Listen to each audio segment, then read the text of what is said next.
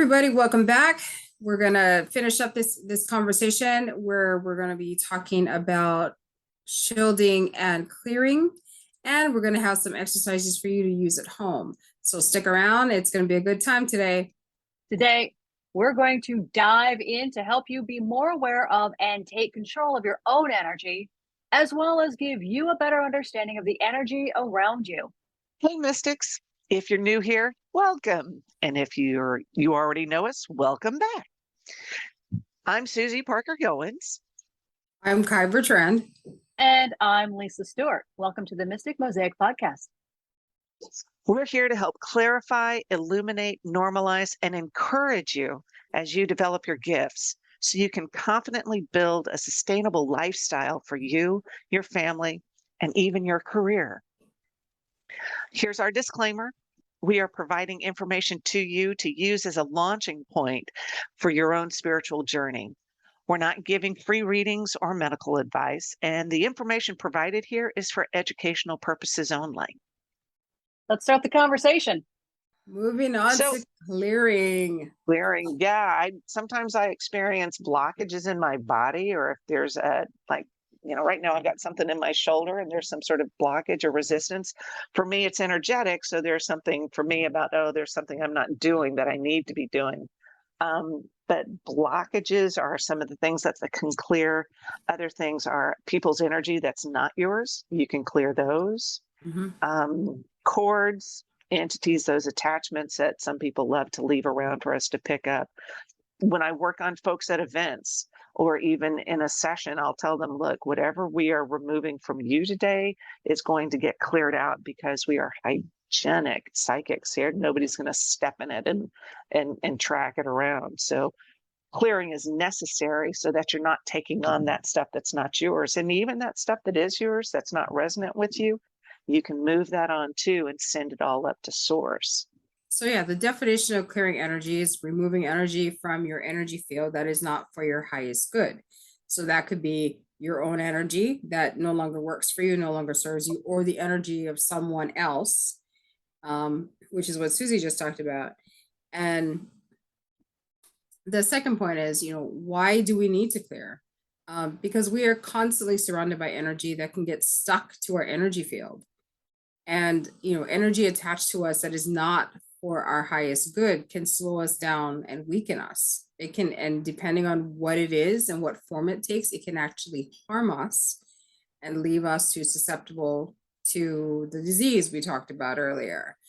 So we want to, if we're going to be people who work with energy, play with energy, have anything to do with a conscious, be conscious about our energy, about energy fields, about the energy around us. And clearing is something that we must do. It's not an optional thing, because what will happen is as you start to play with energy, you'll start to notice different kinds of energy. And if you don't clear, those energies could attach to you, because you may not be able to see them, but as we talked about negative, positive energy in the previous episode, there are positive entities such as angels who will help you and, do wonderful things for you. And then there are what I call demons, because that's how I see them in the Christian tradition of demons. And they are the ultimate in negative. And, they will do anything they can to literally destroy us and take us out. At least that's in my personal experience, for the things that I've lived through, my experiences, the things that I've noticed. So clearing actually helps you to remain strong in a positive sense. And it also prevents you from having major ill effects from being affected by negative energy. So basically it's understanding your own sovereignty, your own power, and it's self-defense, really. Yeah. Energetically speaking, yes. Yeah. So we get to worry about the miscreants on the street as well as those in the astral plane. Well, the thing is, if you manage your energy well, then you can actually, it actually helps in both those scenarios. And the reason why I say that is because a lot of times people who are attacked by, a physical person, a physical assailant, it's because they're chosen. And the reason they're chosen is because a lot of times their energy has victim energy projecting. Mhm. Therefore, they're like, oh, there's the energy of my target. Yeah. I'm looking for an energy profile that I can attack. There it is. Mhm. So if you have the energy of don't mess with me, it's not happening, then that at least cuts down your chances from a physical assailant. And it also backs off any negative energy that might be coming at you that thinks you, again, have that victim energy. Right. Right. Interesting. It just occurred to me that they probably work in tandem. Yep. Mhm. Yeah. Yeah. Okay. Ugh, that's creepy, but yeah, that's reality. Yeah. Well, and that it's that awareness of the energy around you and then in your environment. I mean, sadly, that's one of the things we have to be aware of is our environment. And Mhm. as we become aware of it, then we can set up whatever clearing we need to do. We can see those, we can feel that energy coming at us and go, no way, or that guy or that person. And we just turn and we set ourselves up. And that I think is a form of shielding, but we're still looking at clearing now. I mean, there are a Yeah. lot of ways to do that clearing. I think awareness is the first and foremost thing we have to do is Right. to be aware. Um, I am a big proponent of breathing. You can clear a lot of stuff out by just breathing consciously. If you can breathe in diaphragmatically, okay, here we go. Here's my little diatribe about breathing. When you breathe into your abdominal muscles into your diaphragm, do that diaphragmatic breathing, make it deep belly breathing. You're shifting yourself out of the chest breathing, which is, that chest, which is the fight, flight, frozen feeling. It's a trauma response. And a lot of people are caught up in that because that's that quick oxygenation pattern so that you can respond quickly. So, and I just got lightheaded doing that. So when you're able to breathe, and that's the sympathetic nervous system. So when you breathe diaphragmatically, you're slowing down your breathing and you're shifting out of the sympathetic to the parasympathetic nervous system, which is that rest, digest, and restore. So you can feel calmer about it. And with that calm, you're shifting it. So you're shifting your attention to seeing not just danger, danger, danger. You're saying, okay, there's something, there's something, there's something. What do I need to do about those three? And then you can respond from there. It's react versus respond. Mhm. And then you give yourself that space to visualize the clearing that happens, to visualize sending them away. Mhm. And there are a lot of physical things you can do. I use sage to smudge, and that has the physical response of actually moving energy away. So you got to make sure you have the windows open or the fan going so that you can physically remove the energy that's not there.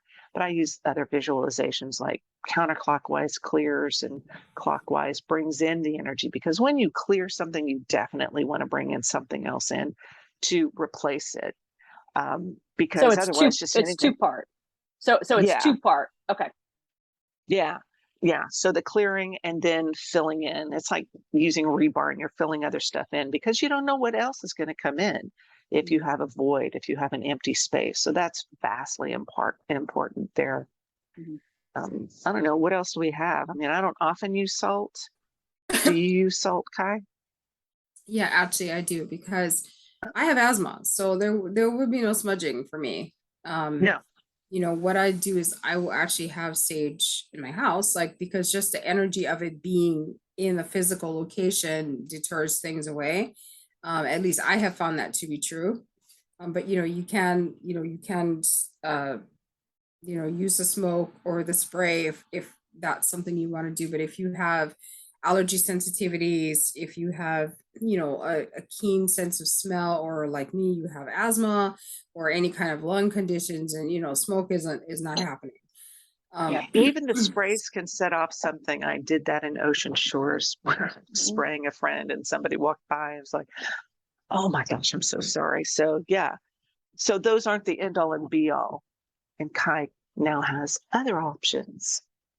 Yeah, so what I use to do clearing often is I will use salt. And like if you have like stones and crystals and things like that, you can use salt to clear those things. And if you want to, you can do stuff like salt baths. You can, if you have a what I used to do is I used to actually keep salt in, because I had like these big chunks of bath salt that were just like too big to actually throw in the tub and melt in time. So what I did was is I put them in like a plastic container, and I put them near my front door. I put them near all the entrances near my house. So I had one that was near my sliding door. I had one near the front door. I had one near a couple of the windows, just so that the energy of it would radiate and keep stuff out of my house.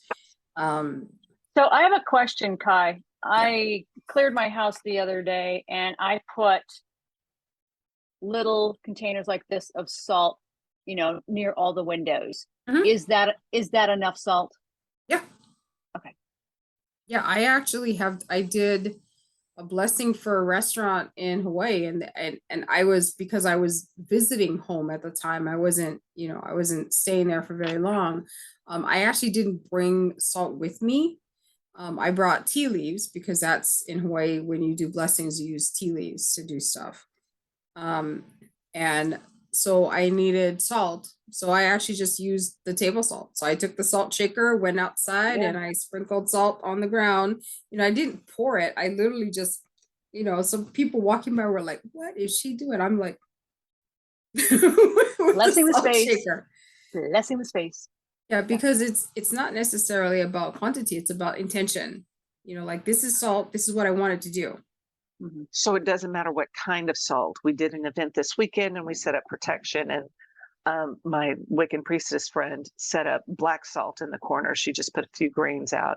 But then you've also got Himalayan salt, the pink salt, the iodized salt, the sea salt. So it doesn't really matter. Use whatever you That's have. salt. Okay. It Yeah, doesn't I have mean, to like, be expensive. no. So I mean, unless you want to, like, the reason why you would get the expensive salt is if you were gonna do like some ritual for it, right? So it's like this, it's like consecrated salt for this specific purpose. But like I said, if you're just doing like a clearing and you need to protect your house in a snap, and all you got is, Morton's, Mhm. use that, Mhm. because it's just the intention of it. And and then the salt will take care of the rest. So it doesn't have to be like some fancy schmancy, anything like that. It doesn't have to be like black salt from, whatever. It doesn't have to be that. Good to know. Cool. Good to know. Cool. Yeah, well, because some people, they get hung up on that. They're like, oh my God, Yeah. should it be like sea salt? And I'm like, it can be table salt. Like, you don't, it Yeah. doesn't have Yeah. to be, Yeah. as long as it says salt, not Epsom salt, because Epsom salt is not salt. Oh yeah. Epsom Cool. salt is not salt. So, any other than that, it doesn't matter. Like, truth be told, if all you have is celery salt, knock yourself out. It'll still work. Salt Yeah. in it. But not Epsom salt. But I think the reason people get hung up on what type of salt or any method for any ritual is because you have a lot of purists out there who wag their fingers and say, oh no, it's got to be this and only this. And so that tends to confuse and also prevent anybody from moving forward with practice. So Yeah, and it depends if you want to, if you want to be a purist, if that's your thing, then yeah, go buy your fancy salt and have a good time. But mhm. like, if you're like, something's happening in your house, your kids are having nightmares, your husband's doing something funky, or your wife is doing like, what's happening with that? Mhm. And you don't have time to like, what kind of salt do I need to buy? Like, run to the store, grab what you got, come back, clear your house, and do your thing. Yeah. Like, Check just get your her pantry. done. Yep. That's So my much of this philosophy. can be, yeah, so much of this stuff can be done checking your pantry. some of the purists, I mean, there are some folks out there who have ego behind it and they become gatekeepers. That's not the point. You just want to get out there and you want to do the things and yeah, Yeah, yeah, well, we don't I've need seen people gatekeepers. who like, yeah, you can clear your house if you buy this kit that I put together for $80 or whatever it is. And Right. I'm like, Right. no, I do not need that. Yeah, I'm that's like, the notorious that craft fair. I put all this time and effort into it. And I was at one event where we're all walking around going, I can make that. I can make that. It's like, Mhm. yeah, that's fine. Go ahead and do it. But Mhm. you don't have to, it doesn't have to be extreme. Yeah. But I then we mean, get into that whole support small businesses, but that's not the point here. well, I mean, I talked to this one healer and she actually makes kits like that, right? And I told her that I actually gave her this idea and I wanted her to do it to create like a mini journeying kit. Ooh, So I said, I want you to see if you can put together a kit with like some stones and some herbs so that someone could and provide like a guided meditation type deal so Yep. that they can use these tools to go to a specific place for a Right. specific time and then Right. come back. Right. I said, so I'm challenging you because this is hard. And because a lot of people don't have the ability to journey with a group or with a shaman that's helping them, but they still want the experience of that. And so I said, so that's what I'm thinking. So because because she's really good with stones and she's really good with herbs, I said, so I want you to give this some serious thought. And if you can put something together, I would like to see it. Mhm. And so she was really excited about that. So something like that I would be okay with. So Yeah. if you have like a kit for something for people who are just trying something out or so that they can do so in a safe manner, I'm Right. all for that. But the Right. kit that your house won't be clean unless you buy my kit stuff. Like Right. I am like that wow. just infuriates me. Yeah. Yeah. Yeah. Injecting fear where it's unnecessary. Egos. Yeah, we don't need that. Yeah, but salt can work for Cool. lots of things. So if you can take a salt bath, or or if you don't want to waste the water in the bath, you can actually just plug up the shower, throw a little salt on the bottom of your shower, and just like let your feet soak while you're taking a shower, and then that'll work too. And then sometimes you can just use for cleansing, you can just use plain water. So if if you're taking a shower, you do the soaping, whatever, keep yourself, keep your skin clean. And then when you're done, you can just like say when you're doing the final rinse, like, that everything that's not yours goes down the drain and, and know that it's done. Yeah.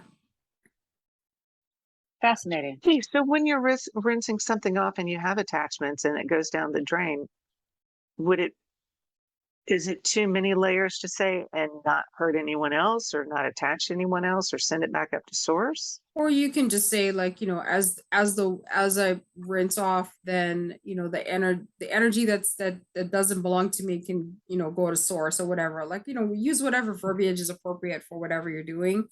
Okay. But and you could do like an extra rinse to do that if you want to, or however you Okay. make that work so that the energy just leaves you and is absorbed by the earth or sent to the source or God's Okay. light or whatever you want to call it. Mhm. Okay. Cool. Thanks. Very cool. All right. I came across a really interesting affirmation. I think it's from Louise Hayes, and I heard it this weekend. And it says, I am willing to release the pattern in me that has created this condition.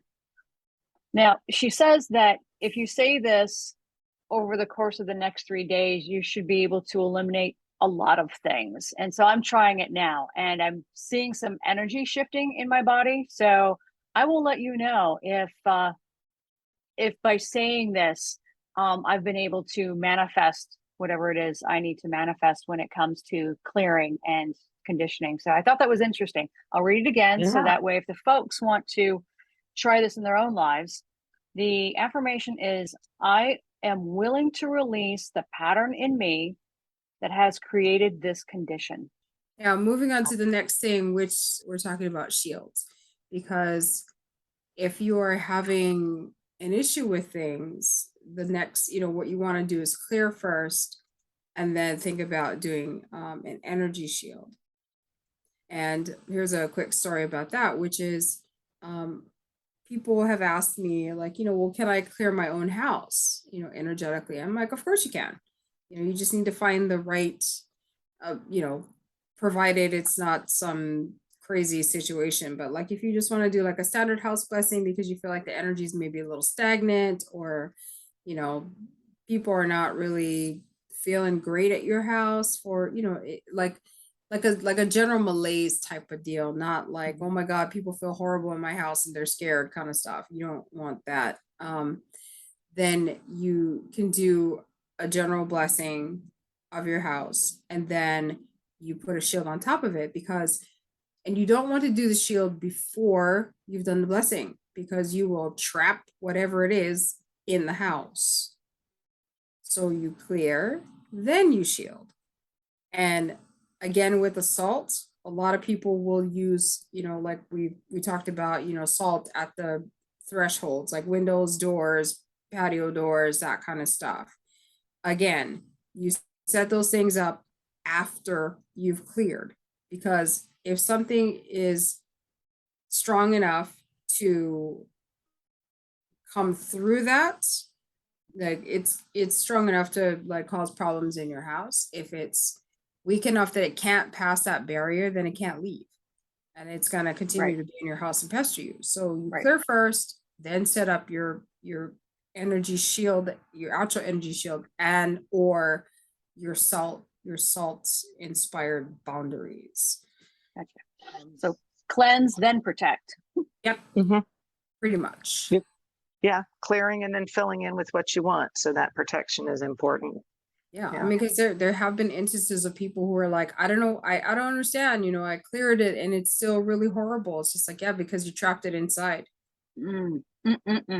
So an energy shield, it's a protective layer of energy that sits on the outside of your energy field, your aura. This is for a personal energy shield. You can shield anything. You can shield businesses, you can shield your home, you can shield your car, you can shield your cat if you need to. Kitty. It's like you can shield your kids. I mean, I had an instance where a parent was like, my son's having a really hard time at school. He's having a hard time focusing. He's not getting bullied, but the energy there is just not good. And I said, well, throw a shield over him. And then she called me the next day. She goes, oh my God, my son came back and said he's had the best day at school he's ever had. Oh, that's heartwarming. Yeah, shielding's really good. I used it this past weekend over the whole event, and Kai gave me some added stuff by using pocket dimensions. Is that what we called it? But there were they're just pockets, as if they're just pockets. Okay. Yeah. So pockets Too in many your dresses, Marvel pockets references. in your shielding. Yeah, pockets in your shielding, and that meant that some of the people who I know are energy vampires, they want your energy. They weren't in my area, and then some of these clients who come in and just leave attachments everywhere on people and will suck your time and suck your energy didn't show up. So that was like the greatest thing ever for me. I was able to focus more on what I was doing. So yeah, shielding. It's a good thing, kids. Do it. Yeah, and in general, like, why do we need them? It's like it can prevent you from absorbing energy that is not for your highest good. It also prevents you from getting, from having an energy vampire attached to you. And, we'll talk about that at a later date, because that's a very involved process.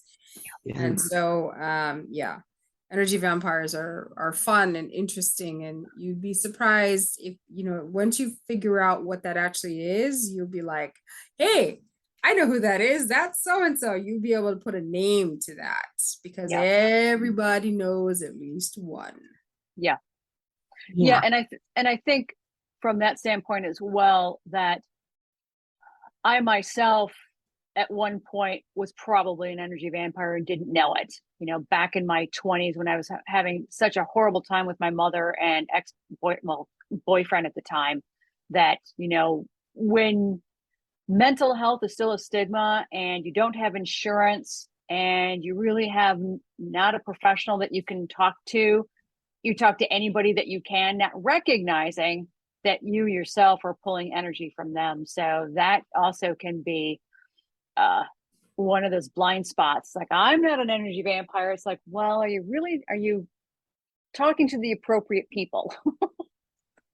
Yeah. So Yeah, well, but So, there's a difference between, taking energy, or, having an exchange of energy because you don't know any better, versus like energy vampires. A lot of the times they don't necessarily know that they're doing it, but at the same time they understand on some level that there is that exchange that they're benefiting from. There may not be any like malevolent intention with that, but they know. Mhm. So, it's that thing, like, they know that people get tired when they talk to them. So that's an indication that they understand that they speaking with them, spending time with them is draining for other people. They may not understand the mechanics of it, but they do know that. yeah. So the energy shield would help that from a personal energy shield would help to deflect that then? Is that what we just said? Yeah, yeah. Okay, cool. Prevent it Cool. from attaching. So, like, for me, like, That's cool. where I used to work, there was a secretary, nicest woman in the world, but yeah, she was like a freaking sponge. Like, you'd watch people literally, like, their shoulders would droop talking to her, Mhm. and she'd be like, and I was like, okay, noted. So yeah, Yeah. I put a shield around her. She'd be like, morning, and I'd feel the kunk of her energy like coming at me, and and then my shield was up, so I'd also feel it go, like, slide off, and I'm like, morning, and So you make it sound so simple. It's like I threw my energy shield up. What are some of the methods we can use? Besides, I mean, obviously for me, it's going to be visualization yeah, yeah, for it's me. well, But it's a what are some of the ways? Go now is a ahead. really good time to introduce Kai Bertrand's energy course that includes shielding. Kai, would you like to tell us about your energy course that I took? As a matter of fact, it's fabulous. And that's how I was able to get through IKEA and navigate through some other crazy moments in my life. So, Kai, please tell us. well,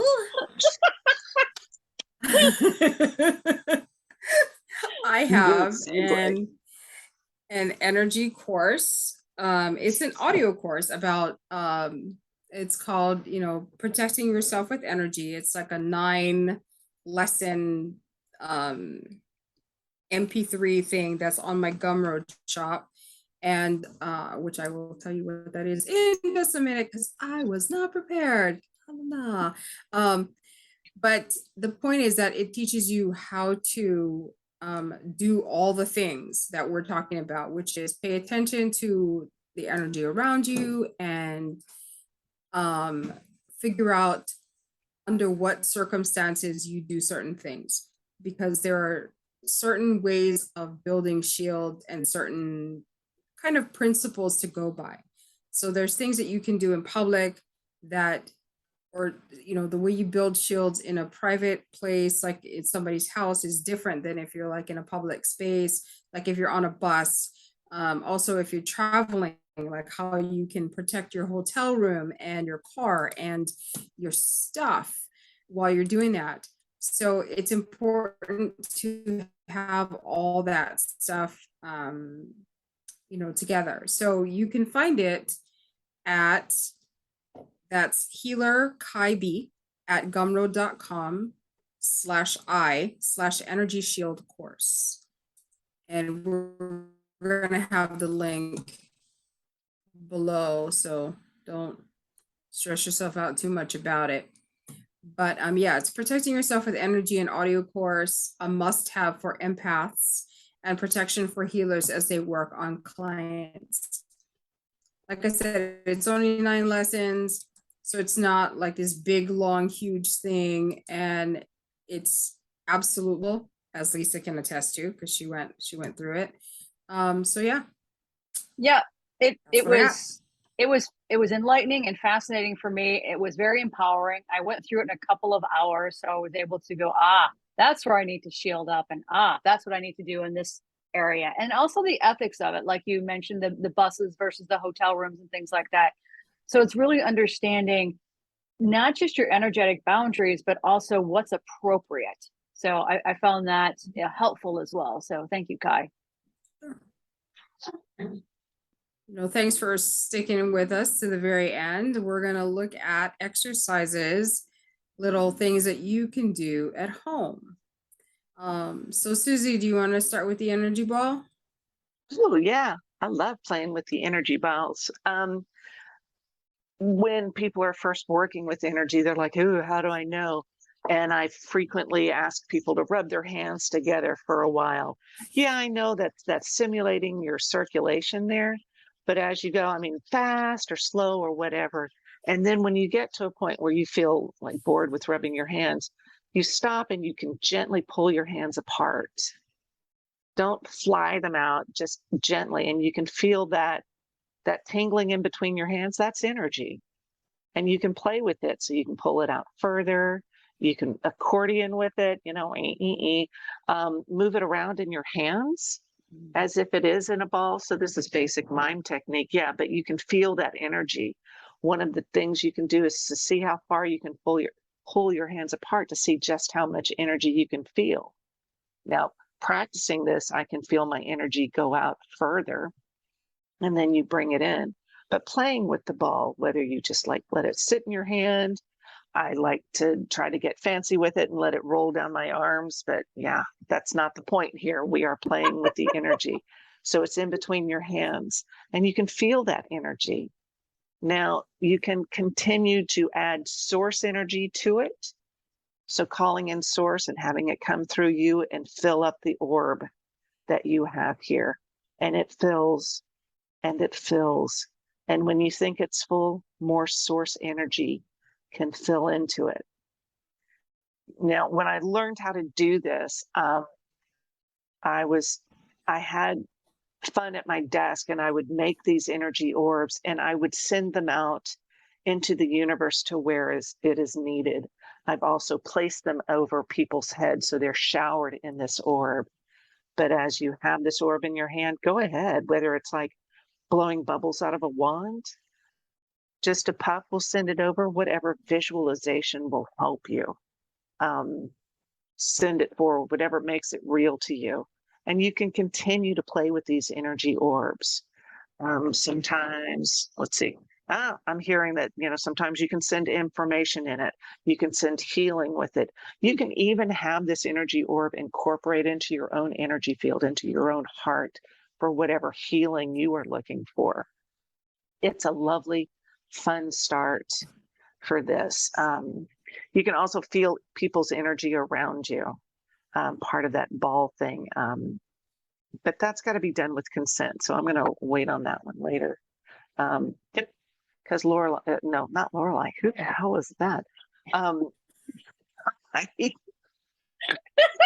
And you can feel the energy, people around you. I know a woman who can expand her energy out, and you can do this too. Kai, are you going to be talking about the energy of objects and plants? Yeah. My friend has this thing called a plant wave where you can attach it, and it sounds the energy a plant is feeling, and she uses it in her massage practice. But that's my foot. Oh, so yeah, energy orbs, fun. Just send whenever you want. Yeah, that's fun.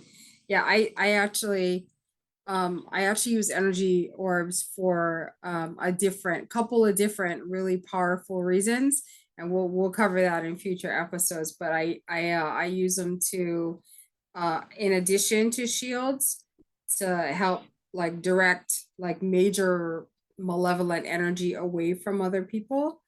And I also use them like if someone is sick and needs to have Reiki sent to them, what I will do is I will create a ball and I will send it, I will make it refillable and then send it to that person so that they will continue to get energy as they need it. And then when they no longer need it, then the energy ball will disperse and the energy is given to the earth.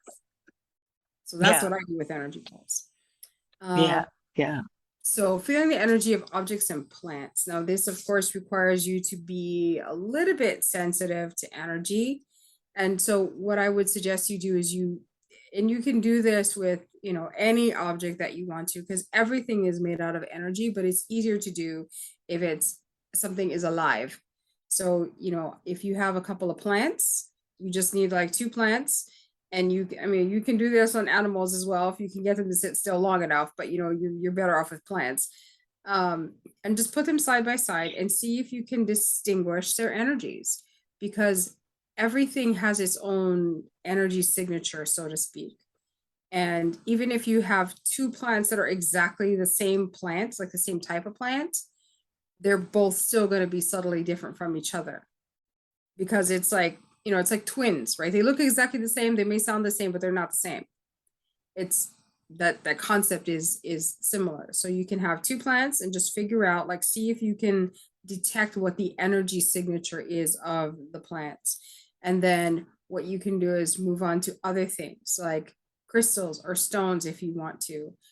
You can move on to, you can work on coffee cups if you feel like it. I mean, whatever you want, just go around the room and try to discern the energy between one thing and another.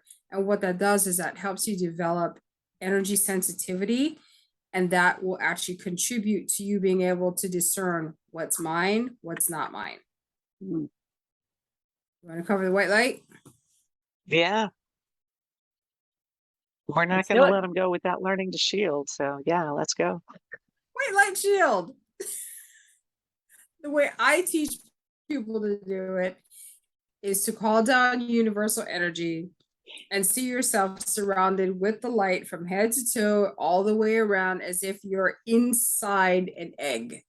So, because that's visually, most people can see an egg. Some other person that I talked to yesterday, she goes, I kind of see it as a wiffle ball. I'm like, great, whatever works for you, so that positive can come in, negative can stay out, and that it's comfortable, it stretches with you. So it's kind of like a flexible egg in a way, so that whichever direction you happen to move in, it goes with you. And yeah, it's like it has air, so it's comfortable on the inside and you can breathe. Hey, Mystics, it's Kai jumping in for a minute to go over the steps to creating a white light shield. I apologize for the technical difficulties. My Wi-Fi went wonky until it eventually kicked me off. The day we recorded the episode, there were several planets in retrograde, including Mercury. What can I say? The universe is always full of surprises. To create an energy shield of white light, see light coming down from the universe and covering you from head to toe and all the way around like an egg. You can use any image you like, including Susie's hamster ball of God. As you're creating the shield, set the intention that it's flexible and comfortable. It lets good things in and keeps out things that are not for your highest good. Also state that it can get thicker or thinner, depending on how much protection you need without you having to think about it. I suggest you create your shield every morning before leaving the house and reinforce it during the day if you feel it's necessary. That's it. You have created a shield of white light. Now let's return to our regularly scheduled programming. So I want to thank everybody for being here today.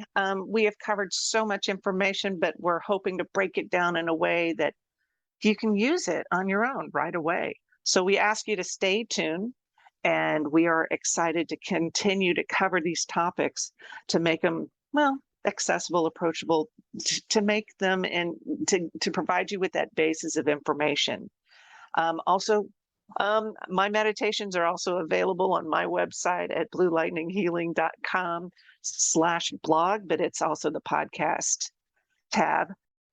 And if you would like to pick up the digital calendar for your business that includes moon phase planning as well as integrated tarot sheets, you can find that at cocreatemagic.com. And if you would like the show notes to today's program, you can find that on mysticmosaic.com. We will have links on that new website shortly. Next week, we are going to be talking about intention and how it impacts your magical life. Until next time, stay grounded, stay shielded, stay magical.